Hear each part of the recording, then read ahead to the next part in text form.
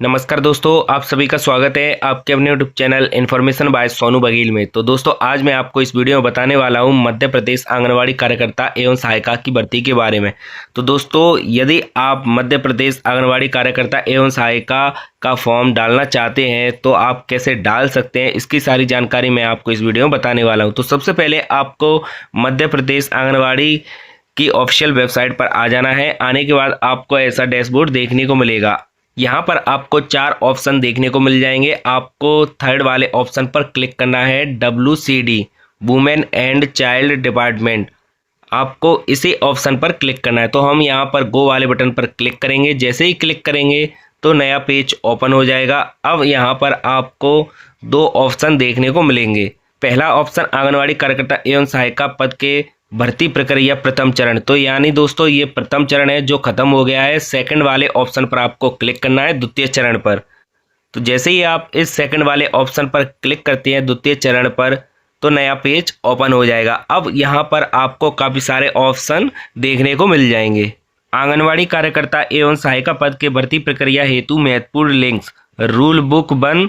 यदि आप आंगनवाड़ी कार्यकर्ता एवं सहायिका के नियुक्ति निर्देश देखना चाहते हैं तो आपको फर्स्ट पर क्लिक करना है। यदि आप आंगनवाड़ी कार्यकर्ता एवं सहायिका के ऑनलाइन भर्ती से संबंधित निर्देश देखना चाहते हैं तो आपको रूल बुक 2 पर क्लिक करना है। यदि आप विभाग द्वारा जारी रिक्त पदों की विज्ञप्ति देखना चाहते हैं तो आपको इसके सामने वाले क्लिक वाले बटन पर क्लिक करना है। यदि आप आंगनवाड़ी कार्यकर्ता एवं सहायिका पद हेतु ऑनलाइन आवेदन करना चाहते हैं तो आप 10 जनवरी 2026 तक आवेदन कर सकते हैं। आपको इसके सामने वाले क्लिक वाले बटन पर क्लिक करना है।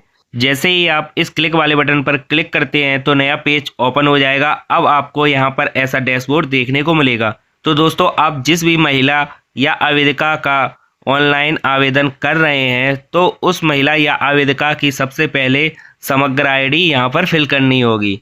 तो दोस्तों, आपको केवल उसी की समग्र आईडी फिल करनी है जिस भी महिला एवं आवेदिका का आप ऑनलाइन आवेदन कर रहे हैं, यानी फॉर्म भर रहे हैं।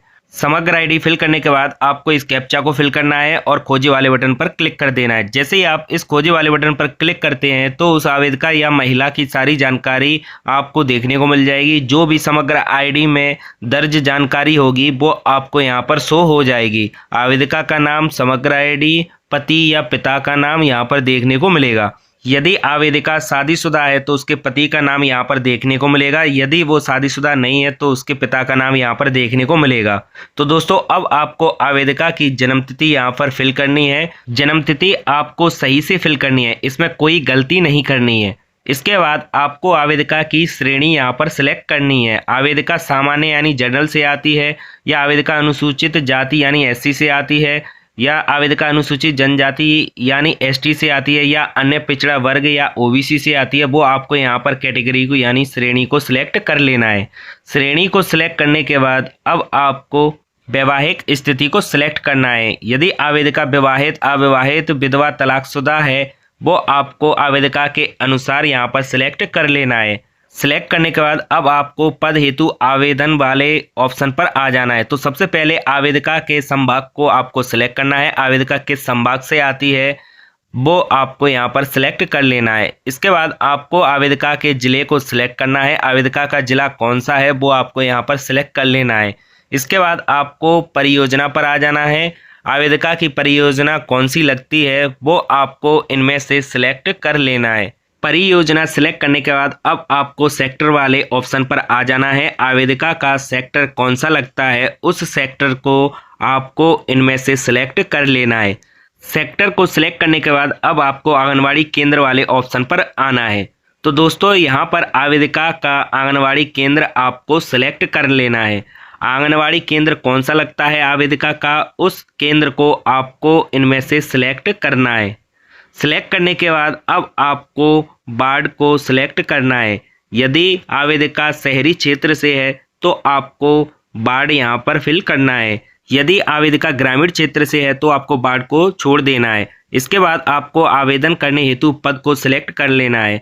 आवेदिका जिस आंगनवाड़ी केंद्र से आती है वहाँ पर आंगनवाड़ी कार्यकर्ता या सहायिका की जो भी जगह खाली होगी वो आपको यहाँ पर देखने को मिल जाएगी। वो आपको यहाँ पर सिलेक्ट कर लेना है। अब आपसे पूछा गया क्या आप मध्य प्रदेश के मूल निवासी के साथ आंगनवाड़ी केंद्र के ग्राम शहरी क्षेत्र के विज्ञापित वार्ड के निवासी है, तो आपको इसमें हाँ को ही सिलेक्ट करना है, आपको नहीं को सिलेक्ट नहीं करना है। इसके बाद आपको मूल निवास से संबंधित जानकारी वाले ऑप्शन पर आ जाना है। यहाँ पर पूछा गया है मूल निवासी से संबंधित जानकारी। तो दोस्तों आवेदिका का मूल निवासी के लिए आप कौन सा डॉक्यूमेंट्स यहाँ पर लगाना चाहते हैं, उस डॉक्यूमेंट को आपको इसमें से सिलेक्ट कर लेना है। तो दोस्तों यहाँ पर आपको 3 ऑप्शन देखने को मिलेंगे, ration card, voter ID card, राजस्व विभाग से जारी निवास प्रमाण पत्र। आवेदिका के पास कौन सा निवास प्रमाण पत्र डॉक्यूमेंट्स है वो आपको इसमें से सिलेक्ट करना है। सिलेक्ट करने के बाद अब मूल निवास के लिए चयन किए गए दस्तावेज का क्रमांक आपको यहाँ पर फिल कर देना है। इसके बाद आपसे पूछा जाएगा क्या आपका या आपके पति पिता माता का नाम आंगनवाड़ी केंद्र के ग्राम शहरी क्षेत्र से संबंधित वार्ड की बीपीएल सूची पात्रता पर्ची में सम्मिलित है, यानी बीपीएल कार्ड है, तो वो आपको इसमें से सिलेक्ट कर लेना है। यदि मान के चलिए नहीं है तो नहीं को सिलेक्ट करना है। यदि पति पिता माता का है तो वो आपको यहाँ पर सिलेक्ट कर लेना है। यदि स्वयं का है तो स्वयं को सिलेक्ट करना है। इसके बाद आपको बीपीएल क्रमांक यानी राशन कार्ड नंबर आपको यहाँ पर फिल करना है। इसके बाद आपसे पूछा जाएगा क्या आपका या आपके पति पिता का नाम आंगनवाड़ी केंद्र के ग्राम शहरी क्षेत्र के संबंधित वार्ड की मतदाता सूची में सम्मिलित है, तो वो आपको इसमें से सिलेक्ट करना है। यदि स्वयं का है तो स्वयं को सिलेक्ट करना है। यदि स्वयं का नहीं है तो आपको अपने पिता या पति को सिलेक्ट करके उनके वोटर कार्ड का नंबर आपको यहाँ पर फिल करना है। यदि स्वयं का है तो स्वयं को सिलेक्ट करके आपको अपना वोटर आईडी कार्ड नंबर यहाँ पर फिल कर देना है। ये जानकारी फिल करने के बाद अब आपको पूर्ण पता मूल निवास से संबंधित जानकारी के अनुसार भरे वाले ऑप्शन पर आ जाना है। तो सबसे पहले आपको आवेदिका के जिले को सिलेक्ट करना है। जिले को सिलेक्ट करने के बाद अब आपको आवेदिका की तहसील को यहाँ पर सिलेक्ट करना है।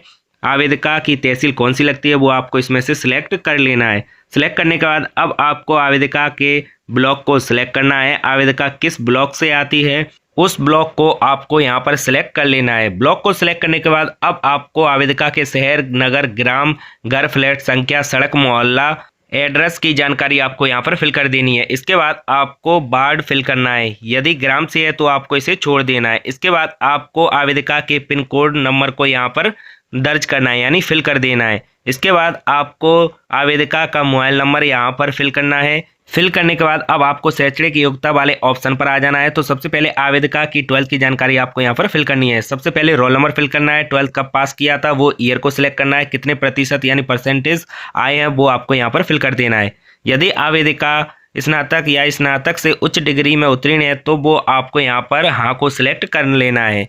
इससे क्या होगा, आवेदिका को 10 अंक अतिरिक्त प्राप्त होंगे यानी 10 अंक कॉलेज के मिलने वाले हैं। तो दोस्तों यदि नहीं है तो नहीं को सिलेक्ट कर लेना है। इसके बाद इस घोषणा वाले चेकबॉक्स पर आपको राइट क्लिक करना है, कैप्चा को फिल करना है और आगे बड़े वाले बटन पर आपको क्लिक कर देना है। जैसे ही आप आगे बड़े वाले बटन पर क्लिक करते हैं तो आवेदिका का फॉर्म यहाँ पर सबमिट हो जाएगा और आवेदन क्रमांक देखने को मिलेगा। तो दोस्तों अब आपको क्या करना है, तो सबसे पहले आपको आवेदिका का यहाँ पर फोटो अपलोड करना है। तो फोटो आपको 30 केबी से 200 केबी के बीच का अपलोड करना है, वो भी जेपीजी फॉर्मेट में आपको अपलोड करना है। इसके बाद आपको मूल निवास से संबंधित जानकारी आपको यहाँ पर अपलोड करनी है। आपने मूल निवास से संबंधित जो भी सिलेक्ट किया था, वोटर आईडी कार्ड या मूल निवास या आपने राशन कार्ड सिलेक्ट किया था, उसे आपको यहाँ पर अपलोड कर देना है। इसका भी साइज सेम रहेगा, 30 केबी से 200 केबी के बीच का होना चाहिए, जेपीजी फॉर्मेट या पीडीएफ में होना चाहिए। यहाँ पर सबके साइज आपको सेम देखने को मिलेंगे, तो वो आपको पीडीएफ या जेपीजी फॉर्मेट में अपलोड करना है। तो दोस्तों आपको फ़ोटो अपलोड करने में सबसे ज़्यादा समस्या यह देखने को मिलेगी, invalid file, please upload a valid JPG file आवेदिका फ़ोटो। तो दोस्तों आपको इस समस्या को कैसे सही करना है उसकी सारी जानकारी मैं आपको इस वीडियो में बताने वाला हूँ। तो दोस्तों सबसे पहले आपको गूगल क्रोम वाले पेज पर आ जाना है, यानी दूसरी टैब आपको ओपन कर लेनी है। अब आपको इसमें सर्च करना है जेपीजी फोटो कन्वर्टर। जैसे ही सर्च करेंगे तो आपको फर्स्ट पर ही लिंक देखने को मिल जाएगी, PI7 इमेज टूल। तो आपको इसी पर क्लिक करना है। जैसे ही आप इस लिंक पर क्लिक करेंगे तो ये वेबसाइट ओपन हो जाएगी। अब आपको सिलेक्ट इमेज वाले बटन पर क्लिक करना है। अब आपको उस फोटो को सिलेक्ट कर लेना है।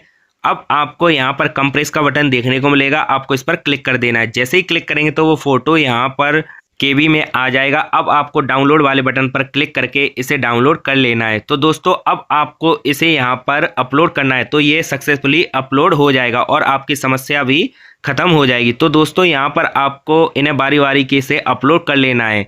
आपको और किसी में दिक्कत नहीं आएगी, आपको केवल फोटो अपलोड करने में दिक्कत आएगी। आपको नीचे भुगतान की जानकारी देखने को मिलेगी, टोटल शुल्क कितना लग रहा है वो आपको यहाँ पर देखने को मिल जाएगा। तो दोस्तों जो भी आपने डॉक्यूमेंट्स अपलोड किए हैं उन्हें आप अपलोड करे वाले बटन पर क्लिक करके देख भी सकते हैं कि सही से अपलोड हुआ है या नहीं। अब आपको भुगतान करे वाले बटन पर क्लिक कर देना है। जैसे ही क्लिक करेंगे तो नया पेज ओपन हो जाएगा। अब आप किस मोड से पेमेंट करना चाहते हैं उस मोड को सिलेक्ट करके यहाँ से पेमेंट कर सकते हैं, net banking, debit card, credit card, UPI।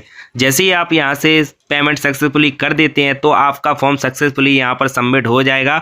आपको इसे प्रिंट कर लेना है या इसका PDF बना लेना है। तो दोस्तों यहाँ पर मैंने आपको कंप्लीट सारी प्रोसेस बता दी है, स्टेप बाय स्टेप सरल भाषा में। यदि आपको मेरे द्वारा दी गई जानकारी अच्छी लगी हो तो मेरे चैनल को सब्सक्राइब कीजिए और मेरी वीडियो को ज़्यादा से ज़्यादा लाइक एंड शेयर कीजिए।